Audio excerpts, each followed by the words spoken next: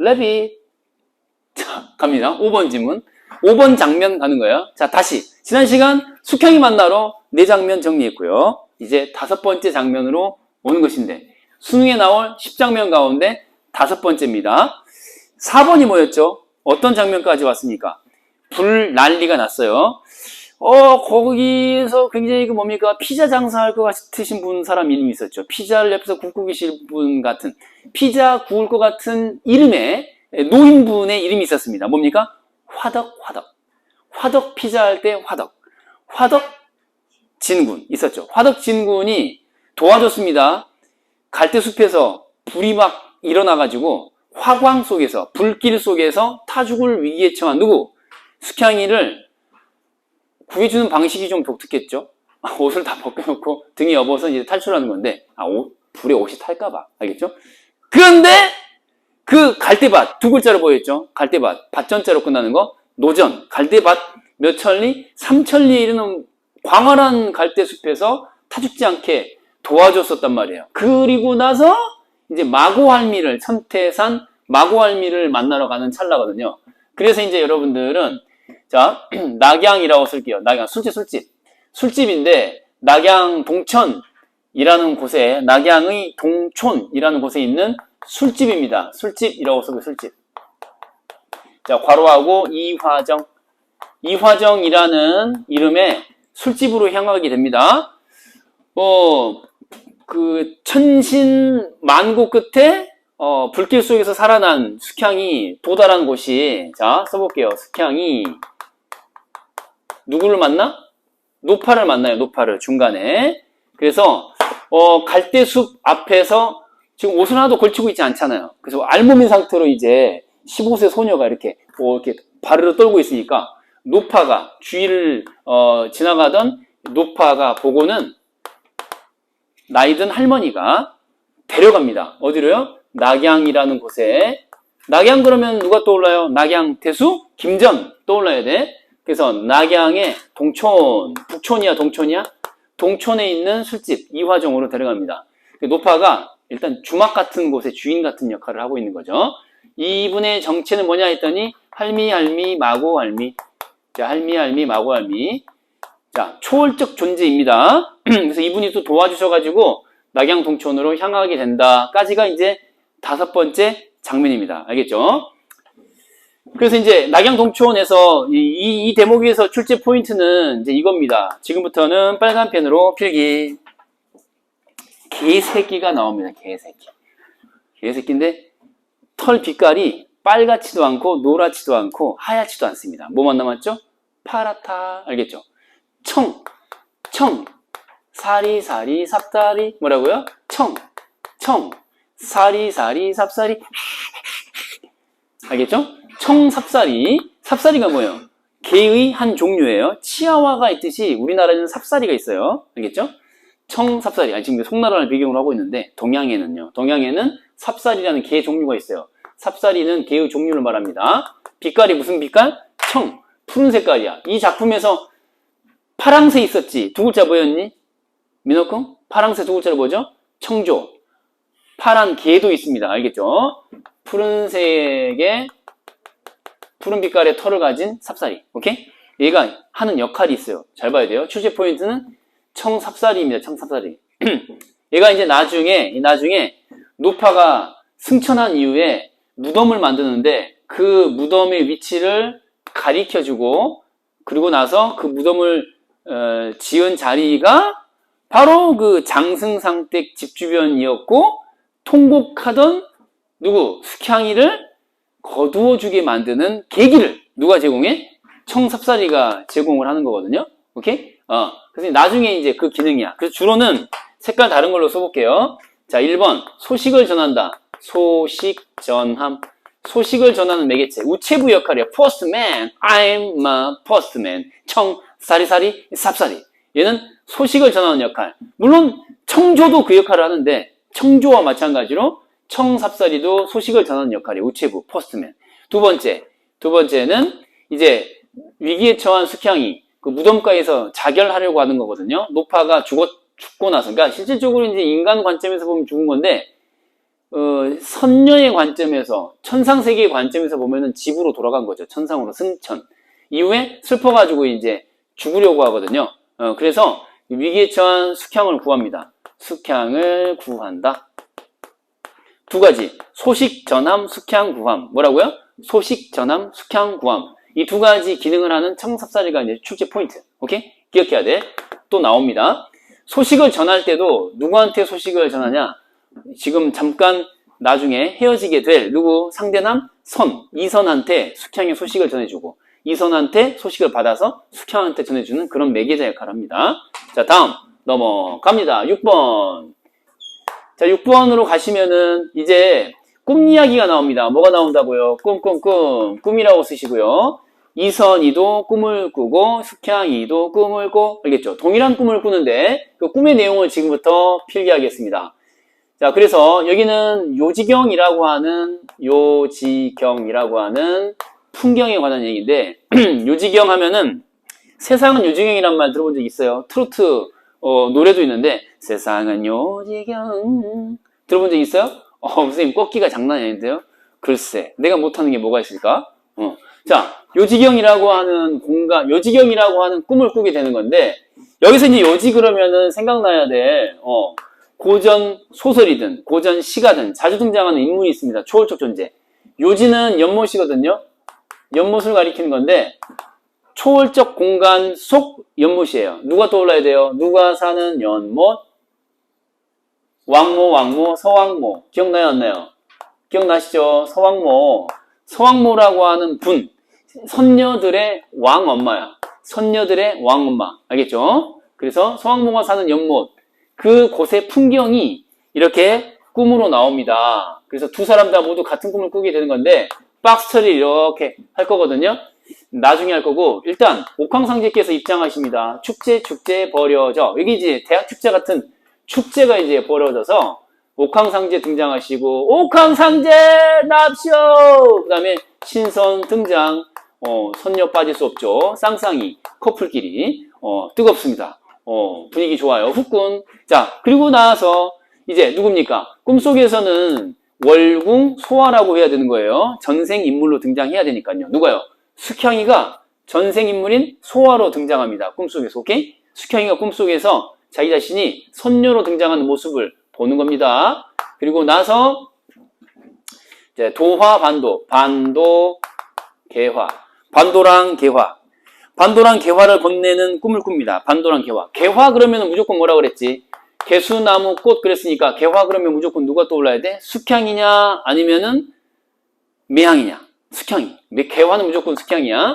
반도와 개화를 자 태을선군 할 때 태을이한테 신선 태을이한테 건네는 장면을 꿈속에서 봅니다. 반도가 뭐였죠? 도자가 복숭아 복숭아 알겠죠?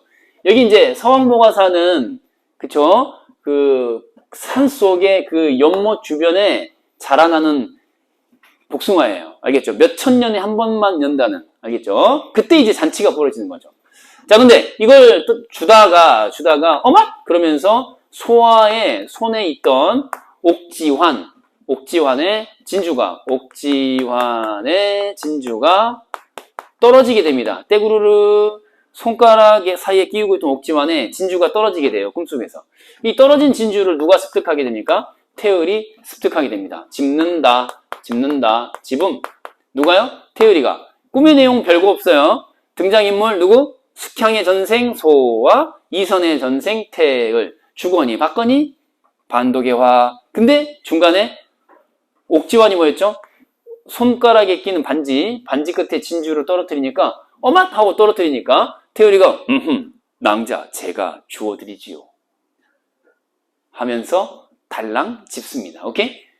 여기까지가 주요 내용입니다. 박스 처리 이제 하겠습니다. 자, 이렇게 박스 닫아주시고 자, 이렇게 깔끔하게 박스 처리. 자, 그럼 이제 꿈을 꾼다라고 했는데 말이죠. 이쪽 아래쪽으로 화살표, 이쪽 오른쪽으로 화살표. 자, 이선희가 꿈을 꿉니다. 이선희가 꿈을 꾸는 거예요. 근데 이선희는 땡땡 그 꿈의 내용을 글로 남깁니다. 선비니까요. 오케이? 근데 이제 이선희 특이한 게 뭐냐면 이건 빨간 펜. 이거 출제 포인트. 꿈속에서 나왔던 진주. 꿈속 진주가 실제, 현실에, 꿈속에서의 진주가, 이거 지금 꿈이에요, 꿈. 요지경 본 건 꿈이에요, 꿈. 꿈속에서 진주가 현실에서 이선의 손에 들려 있습니다. 홀. 알겠죠? 이 진주가 이선의 손에 들려 있습니다. 출제, 포인트. 그럼 진주의 기능이 나오겠죠? 진주의 기능이 뭐죠? 진주의 기능이 뭐죠? 꿈속 이야기, 꿈 이야기 입증하는 증거. 꿈 이야기의 사실성, 꿈 이야기의 사실성을 입증하는 증거가 되겠죠. 오케이? 꿈속에서 봤는데 현실에 쥐고 있다는 건 꿈에서 일어난 일이 진짜야 가짜야? 진짜라는 얘기죠. 실제 일어난 일. 오케이? 꿈 이야기를 입증하는 기능하는 진주. 기억하시고. 됐나요? 이렇게 하는데 지문을 읽을 필요가 있겠니? 지문을 읽을 필요가 없어요. 시험에 나올 게 다 정해져 있거든. 자, 밑으로 갑니다. 누구도 이 꿈을 꿨다고요? 숙향아. 숙향이도 꿈을 꿉니다. 얘는 꿈꾸고 나서 여자기 때문에 이걸 뭐로 남겨요? 수로 남깁니다. 수를 놓다 아시죠? 천조가리에다가 바느질, 예술품, 알겠죠? 수를 남기는 거예요. 오케이? 자, 근데 이제 옥향이 남긴 수에 대한 처리 문제가 이제 나오는 것인데요. 이때 등장하는 친구가 화원. 지난 시간에 이제 설명했는데, 요즘 말로 치면은 화가야, 화가. 요즘 말로 치면 화가를 옛날에는 뭐라고 불렀어? 화원이라고 불렀어요. 알겠죠? 꽃밭이란 뜻이 아니에요. 꽃 정원이 아니에요. 화원 그러면은 화가야, 화가. 아티스트, 페인터.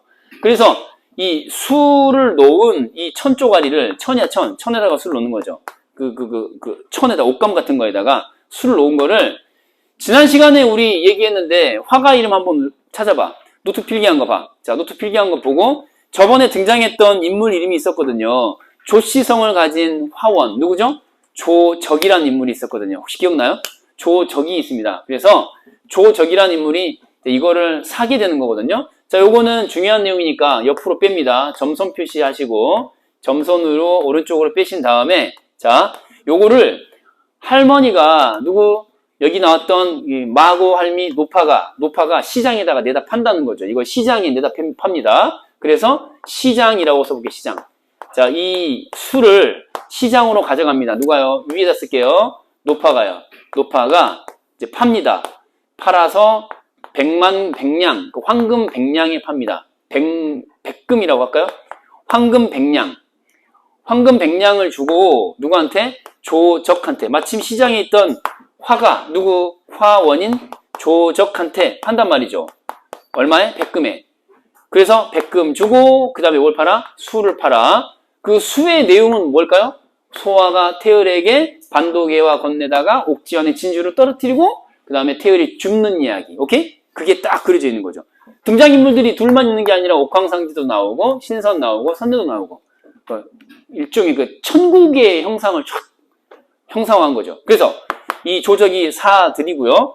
그 다음에 이제 이 인물이 또 중요한 게 뭐냐면 화살표 양방향으로 만들 거야. 그 전에 등장했었죠. 장승상이 오해를 해가지고 쫓아냈어요. 숙향이를. 어디? 키워놨더니 니네 양 어머니의 물품에 손을 대 이 도둑년아. 이러면서 옆에서 모함했던 여자 누구? 사향이 맞나요? 사향, 노트 필기 봐. 사향이 맞니? 사향 맞니? 춘향이야, 사향이야? 사향 맞아요? 사향이가 모함을 해가지고 쫓겨났잖아. 근데 뒤늦게 사실을 알게 됐어. 아, 이거 사실은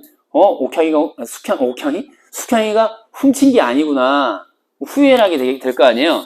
그래서 눈물을 흘리면서 이제 후회를 하면서 이 조적이라고 하는 화가한테 숙향이의 화상을 사드리는 거야. 뭐라고요? 숙향, 화상. 저거.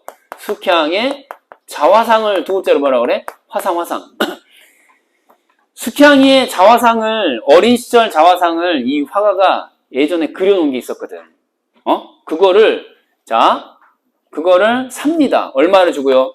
황금 백냥을 주고 삽니다. 누가요? 장승상 부인이. 써볼게요. 장승상 부인이 눈물로 후회를 하면서 나 때문에 숙향이가 죽은 줄 알고 죽었구나 그러면서, 그래서 장승상 부인이 후회하면서, 자, 또 빨간 펜 네모, 숙향의 화상이라고 하는 그림 자체의 기능이 또 중요해요. 어떤 기능이냐? 장승상 부인의 애정을 나타낸다. 뭐라고요? 애정. 숙향에 대한 애정, 그리움을 나타내는 그런 기능의 소재예요. 왜요? 이 부인이 아침 저녁으로 제사를 지내거든요. 뭘 앞에 두고? 숙향의 자화상을 촥 앞에다 그리고 그림을 걸어놓고 아침에 제사를 지내. 아 미안하다. 내가 왜 그랬을까 숙향아 이러면서 사람아 돌아와다 이미 죽어버렸거든. 오케이? 이해돼요 안 돼요? 이해되죠? 숙향에 대한 애정과 그리움을 나타내는 거야. 알겠죠? 그리고 뭐 후회 뭐 이런 것도 들어갈 수 있죠. 자 이렇게 정리해놓고 그 다음 아직 안 끝났어. 이게 지금 이 조적한테 넘어갔던 이 수 극락세계 일종의 불교적 개념의 극락세계와도 같은 도교적 이상세계의 풍경을 즉 요지경을 또 담은 수를 액자, 수족자를 족자에 넣어서 액자에다 넣어서 팝니다. 누구한테?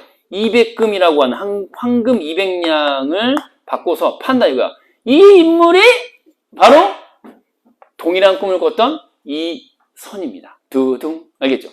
이선이 이거를 사드린단 말이에요. 일이 좀 그렇게 또 엮이려고 말이죠. 그래서 수족자라고 하는 것이 돌고 돌아 누구한테? 이선한테 왔다 이거야. 아니 이것은 내 꿈의 내용이 아닌가 이런 거죠. 내가 꾸었던 꿈의 내용이 천조가리에 들어있는 거야. 자기가 쓴 글과 일치하는 그 풍경이. 재미있는 민재님 이해돼요 안 돼요? 이해되시죠? 그래서 이건 인연이다라고 생각한 거야. 인연이다. 이선이 태어날 때 음력 몇 월 며칠? 4월 8일이었어요. 초팔일. 부처님 오신 날이었어요. 그때 신선이 왔니? 선녀가 왔니? 선녀 한 분이 와가지고 얘기했죠. 네 아들은 나중에 자라서 누구랑 결혼해? 숙향이랑 결혼하게 될 거야. 이런 얘기를 하고 가거든요. 알겠어요? 삼파 역할 하고 난 다음에. 기억나요? 그렇기 때문에 이선이 그 내용을 들어서 알고 있기 때문에 부모로부터 이건 내 인연이다 라고 생각하고 이거를 이 요지경의 풍경을 그린 여자가 누구야? 소화. 즉 숙향이라는 것을 알고 찾아가는 거죠. 천생연분인 소화 숙향인을 찾아서 길을 떠나는 겁니다. 그래서 다음 장면 몇 번? 7번은 자 혼인